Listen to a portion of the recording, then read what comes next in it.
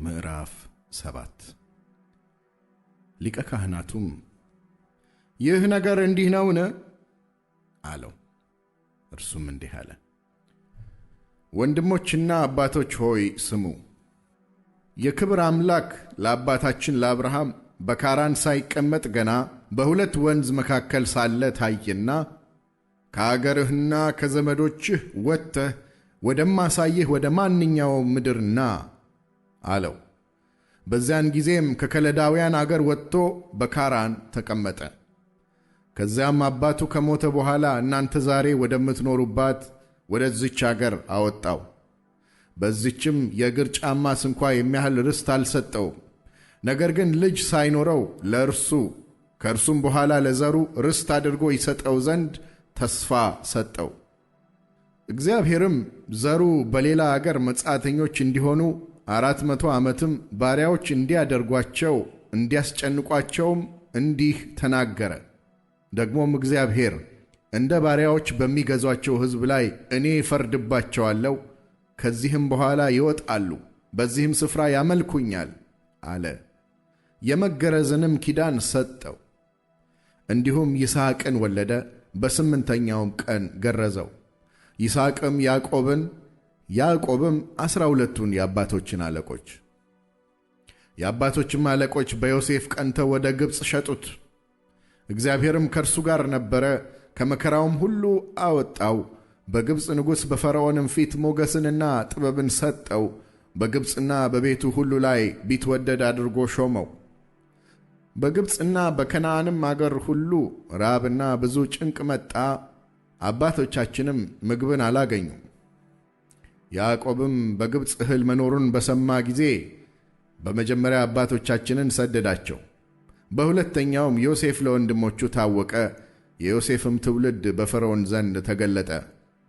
ዮሴፍም አባቱን ያዕቆብንና 75 ነፍስ የነበረውን ቤተ ዘመድ ሁሉ ልኮ አስጠራ።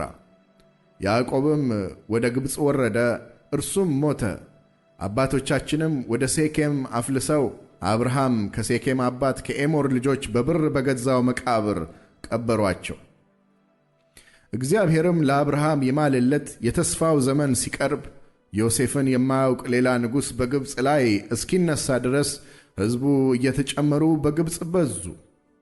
እርሱም ወገናችንን ተተንኩሎ ሕፃናትን በሕይወት እንዳይጠብቁ ወደ ውጭ ጥሉ ዘንድ አድርጎ አባቶቻችንን አስጨነቀ። በዚያን ጊዜም ሙሴ ተወለደ፣ በእግዚአብሔርም ፊት ያማረ ነበረ። በአባቱ ቤትም 3 ወር አደገ። በተጣለም ጊዜ የፈርዖን ልጅ አነሳችው፣ ልጅም ይሆናት ዘንድ አሳደገችው። ሙሴም የግብጾችን ጥበብ ሁሉ ተማረ፣ በቃሉና በሥራውም የበረታ ሆነ። ነገር ግን 40 ዓመት ሲሞላው ወንድሞቹን የእስራኤልን ልጆች ይጎበኝ ዘንድ በልቡ አሰበ። አንዱም ሲበደል አይቶ ረዳው፣ የግብፅን ሰው መትቶ ለተገፋው ተበቀለ። ወንድሞቹም እግዚአብሔር በእጁ መዳንን እንዲሰጣቸው የሚያስተውሉ ይመስለው ነበረ፣ እነርሱ ግን አላስተዋሉ። በማግስቱም እርስ በርሳቸው ሲጣሉ አገኛቸው። ሊያስታርቃቸውም ወዶ ሰዎች ሆይ እናንተስ ወንድማማች ናችሁ፣ ስለምን እርስ በርሳችሁ ትበዳደላላችሁ? አላቸው። ያም ባልንጀራውን የሚበድል ግን አንተ በእኛ ላይ ሹምና ፈራጅ እንድትሆን የሾመህ ማን ነው? ወይስ ትናንትና የግብፁን ሰው እንደ ገደልከው ልትገድለኝ ትወዳለህን? ብሎ ገፋው። ሙሴም ከዚህ ነገር የተነሣ ሸሽቶ በምድያም አገር መጻተኛ ሆኖ ኖረ። በዚያም 2 ልጆች ወለደ። 40 ዓመትም ሲሞላው የጌታ መልአክ በሲና ተራራ ምድረ በዳ በቁጥቋጦ መካከል በእሳት ነበልባል ታየው። ሙሴም አይቶ ባየው ተደነቀ። ሊመለከትም ሲቀርብ የጌታ መልአክ እኔ የአባቶችህ አምላክ የአብርሃም አምላክ የይስሐቅም አምላክ የያዕቆብም አምላክ ነኝ ብሎ ወደ እርሱ መጣ። ሙሴም ተንቀጥቅጦ ሊመለከት አልደፈረም። ጌታም የቆምክባት ስፍራ የተቀደሰች ምድር ናትና የእግርህን ጫማ አውልቅ፣ በግብፅ ያሉትን የሕዝቤን መከራ ፈጽሜ አይቼ መቃተታቸውንም ሰምቼ ላድናቸው ወረድኩ። አሁንም ና ወደ ግብፅ እልክሃለሁ አለው። ሹምና ፈራጅ እንድትሆን የሾመህ ማን ነው ብለው የካዱትን ይህን ሙሴን በቁጥቋጦ በታየው በመልአኩ እጅ እግዚአብሔር ሹምና ቤዛ አድርጎ ላከው። ይህ ሰው በግብፅ ምድርና በኤርትራ ባሕር በምድረ በዳም 40 ዓመት ድንቅና ምልክት እያደረገ አወጣቸው። ይህ ሰው ለእስራኤል ልጆች እግዚአብሔር ከወንድሞቻችሁ እንደኔ ያለ ነቢይ ያስነሳላቸዋል፣ እርሱን ስሙት ያላቸው ሙሴ ነው። ይህ ሰው በሲና ተራራ ከተናገረው መልአክና ከአባቶቻችን ጋር በምድረ በዳ በማኅበሩ ውስጥ የነበረው ነው። ይሰጠንም ዘንድ ሕይወት ያላቸውን ቃላት ተቀበለ። ለእርሱም አባቶቻችን ሊታዘዙት አልወደዱም፣ ነገር ግን ገፉት፣ በልባቸውም ወደ ግብፅ ተመለሱ። አሮንንም በፊታችን የሚሄዱ አማልክት ሥራለን፣ ይህ ከግብፅ ምድር ያወጣን ሙሴ ምን እንደሆነ አናውቅምና አሉት። በዚያም ወራት ጥጃ አደረጉ፣ ለጣዖቱም መሥዋዕት አቀረቡ፣ በእጃቸውም ሥራ ደስ አላቸው። እግዚአብሔር ግን ዘወር አለ፣ የሰማይንም ጭፍራ ያመልኩ ዘንድ አሳልፎ ሰጣቸው። በነቢያትም መጽሐፍ እናንተ የእስራኤል ቤት 40 ዓመት በምድረ በዳ የታረደውን ከብትና መሥዋዕትን አቀረባችሁልኝን? ትሰግዱላቸውም ዘንድ የሠራችኋቸውን ምስሎች እነርሱንም የሞሎክን ድንኳንና ሬምፉም የሚሉትን የአምላካችሁን ኮከብ አነሳችሁ። እኔም ከባቢሎን ወዲያ እሰዳችኋለሁ ተብሎ እንዲህ ተጽፎአል። እንዳየው ምስል አድርጎ ይሠራት ዘንድ ሙሴን ተናግሮ እንዳዘዘው የምስክር ድንኳን ከአባቶቻችን ዘንድ በምድረ በዳ ነበረች። አባቶቻችንም ደግሞ በተራ ተቀብለው እግዚአብሔር በፊታቸው ያወጣቸውን የአሕዛብን አገር በያዙት ጊዜ ከኢያሱ ጋር አገቧት፣ እስከ ዳዊት ዘመንም ድረስ ኖረች። እርሱም በእግዚአብሔር ፊት ሞገስ አግኝቶ ለያዕቆብ አምላክ ማደሪያ ያገኝ ዘንድ ለመነ። ነገር ግን ሰሎሞን ቤት ሠራለት።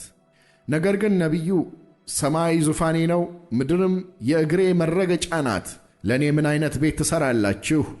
ይላል ጌታ። ወይስ የማርፍበት ስፍራ ምንድር ነው? ይህንስ ሁሉ እጄ የሠራችው አይደለምን? እንዳለ ልዑል የሰው እጅ በሠራችው አይኖርም። እናንተ አንገተ ደንዳኖች፣ ልባችሁና ጆሮአችሁም ያልተገረዘ እናንተ ሁልጊዜ መንፈስ ቅዱስን ትቃወማላችሁ። አባቶቻችሁ እንደ ተቃወሙት እናንተ ደግሞ። ከነቢያትስ አባቶቻችሁ ያላሳደዱት ማን ነው? የጻድቁንም መምጣት አስቀድሞ የተናገሩትን ገደሏቸው። በመላእክት ሥርዓት ሕግን ተቀብላችሁ ያልጠበቃችሁት እናንተም አሁን እርሱን አሳልፋችሁ ሰጣችሁት፣ ገደላችሁትም። ይህንም በሰሙ ጊዜ በልባቸው በጣም ተቆጡ፣ ጥርሳቸውንም አፋጩበት። መንፈስ ቅዱስንም ተመልቶ ወደ ሰማይ ትኩር ብሎ ሲመለከት የእግዚአብሔርን ክብር ኢየሱስንም በእግዚአብሔር ቀኝ ቆሞ አየና፣ እነሆ ሰማያት ተከፍተው የሰው ልጅ በእግዚአብሔር ቀኝ ቆሞ አያለው አለ። በታላቅ ድምፅም እየጮኹ ጆሮአቸውን ደፈኑ፣ በአንድ ልብም ሆነው ወደ እርሱ ሮጡ፣ ከከተማም ወደ ውጭ አውጥተው ወገሩት። ምስክሮችም ልብሳቸውን ሳውል በሚሉት በአንድ ጎበዝ እግር አጠገብ አኖሩ። እስጢፋኖስም ጌታ ኢየሱስ ሆይ ነፍሴን ተቀበል ብሎ ሲጠራ ይወግሩት ነበር። ተንበርክኮም ጌታ ሆይ ይህን ኃጢአት አትቁጠርባቸው ብሎ በታላቅ ድምፅ ጮኸ። ይህንም ብሎ አንቀላፋ። ሳውልም በእርሱ መገደል ተስማምቶ ነበር።